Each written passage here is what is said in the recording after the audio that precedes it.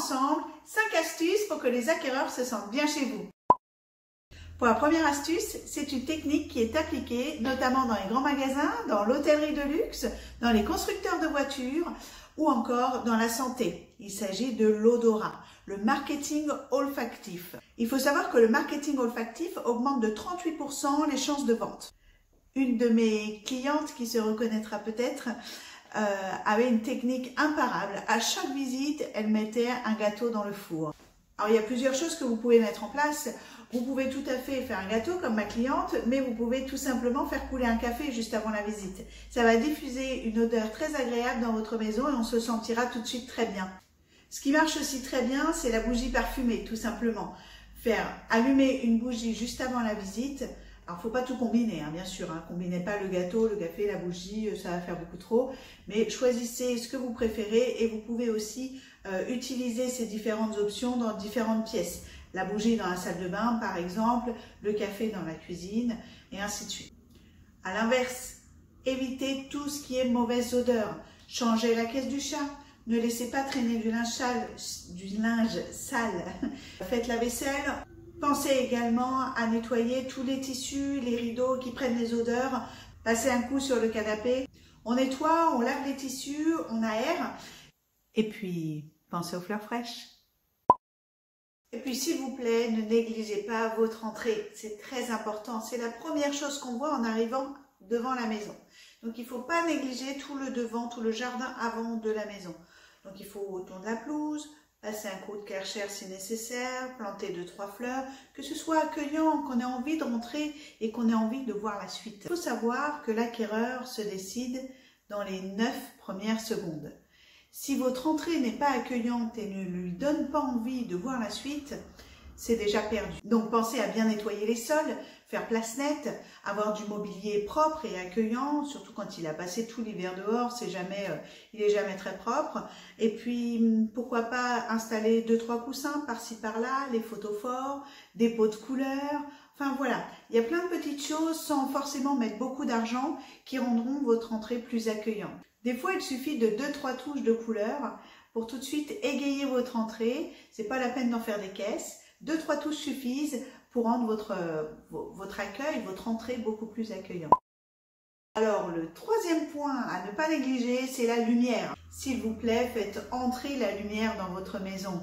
On lave les rideaux, on lave les fenêtres, on enlève les doubles rideaux, très important. On ouvre les volets, évidemment. Si vous avez une visite un jour un petit peu sombre ou un jour pluvieux, pensez à allumer les petites lumières à droite à gauche. Et puis, si une pièce est trop sombre, passez un petit coup de blanc. Donc, on résume, on ouvre les volets, on lave les fenêtres, on lave les rideaux, on allume les petites lumières et puis on passe un coup de blanc si nécessaire. Quatrième point à ne pas négliger, ranger. Comment se rendre compte du volume dans une pièce encombrée? C'est impossible. Moi, j'ai visité des maisons où il fallait que je me faufile entre les cartons pour leur montrer une véranda. Autant vous dire que c'est pas vendeur et les clients se sont enfuis de la maison. Donc, il faut ranger au maximum, ranger derrière vous et puis pourquoi pas commencer les cartons. Commencer à stocker, quitte à le mettre dans le garage, puisqu'on sait que tous les garages sont encombrés. J'en ai vu très peu qui étaient extrêmement bien rangés. Donc, c'est pas choquant d'avoir des cartons dans un garage, c'est plutôt leur place, mais pas dans un salon ni dans une chambre. Donc, s'il vous plaît, commencez à préparer vos cartons, les entasser proprement dans le garage, ça ne choquera personne. Il faut bien que les acquéreurs se concentrent sur votre maison et puissent voir le volume de chaque pièce. Il ne faut pas qu'ils soient attirés par autre chose et qu'ils ne soient pas déconcentrés par autre chose que par la beauté de votre maison et par les volumes. Donc, s'il vous plaît, rangez, préparez les cartons et stockez dans le garage. Ça fait partie des choses primordiales pour que les acquéreurs se sentent bien chez vous et puissent se projeter dans leur futur chez eux. Cinquième point, et non des moindres, je dirais, faites attention aux animaux de compagnie, puisque même votre chat le plus mignon, il y a beaucoup de gens qui ont peur des chats.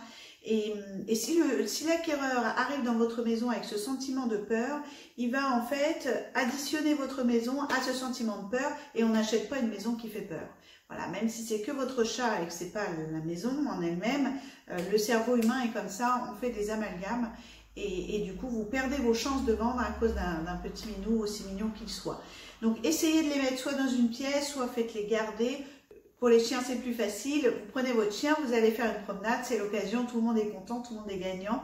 Ça permet d'éviter ce sentiment de peur qu'on pourrait associer à votre maison à cause d'un animal de compagnie. Alors, je ne parle même pas des serpents et autres araignées domestiques à mettre de côté et à bien, même peut-être à couvrir, à cacher.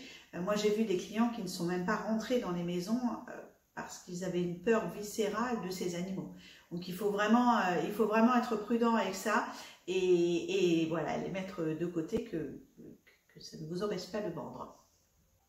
Alors voilà, on aura fait le tour des 5 conseils à mettre en place rapidement, urgemment, pour que tous les acquéreurs se sentent bien dans votre maison et que vous puissiez vendre dans les meilleurs délais. Donc je rappelle, on commence par l'odeur, on fait attention qu'il y ait une bonne odeur de frais dans la maison, on aère tous les matins, on range un peu ce qui traîne. Deuxièmement, on néglige pas l'extérieur, que votre maison soit accueillante. Troisièmement, la lumière, s'il vous plaît, faites rentrer la lumière dans votre maison. Quatrièmement, on range, on range, on range, on range et on range. Et cinquièmement, eh bien, on met les animaux de compagnie de côté. Voilà, c'est tout pour cette vidéo. J'espère qu'elle vous aura plu. J'espère surtout qu'elle vous sera utile. Si ce n'est pas encore fait, n'hésitez pas à vous abonner. Activez la petite cloche pour avoir les notifications. Et vous pouvez également nous suivre sur les réseaux sociaux, puisque ce qu'on fait ici, on ne le fait pas sur les réseaux. Et puis sinon, on se retrouve très bientôt pour une nouvelle vidéo. Ciao, bye bye!